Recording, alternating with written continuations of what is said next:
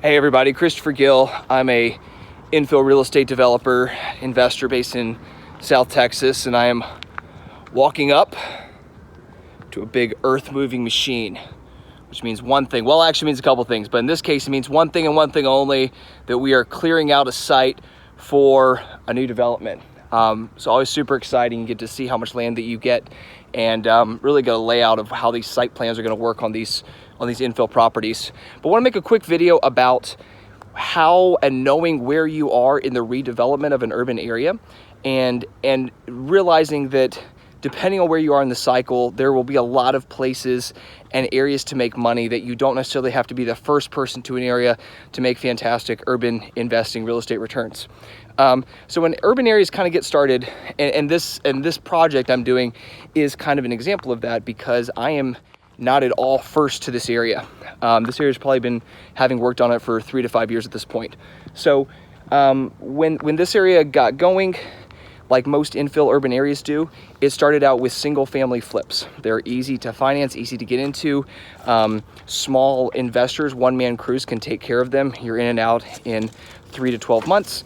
And it's a great way to test a market and see if an area is going to be well received, if people want to live in that area, if they're still concerned about crime, if they're not comfortable with the area. But if flips go well, then you will see real small infill developments, probably a duplex, a single family home on a lot, maybe 2 homes, maybe 3 homes, real small little developments.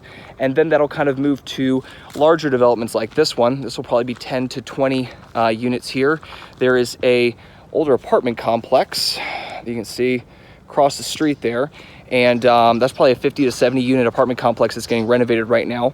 And after that, you'll see the retail moved in, you'll see the mixed use, you'll see hotels, you'll see office buildings, and that's where you'll really get up to the large new buildings that you'll see around downtown urban areas. So, but during all parts of that cycle, you can be making money. You may have to change the type of deal you're looking for.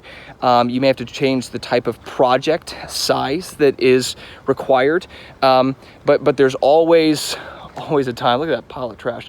Always a way to make money in infill real estate. So in this area right now, right, flipping is probably not the best way to do it, because there's been a lot of attention. A lot of people have looked for flip homes, and the projects that are left are probably really too expensive to make a margin on one single project. But if you move up to developments, doing a little bit larger project, there's still definitely areas to make money, and that just kind of scales up as your financing, as where you're raising money increases, as your investor pool changes and increases, the type of projects that they want to invest in and do. All of that's going to affect the type of project you're looking at, where your margin is, how much of a margin you're looking for, whether you're taking development fees or not.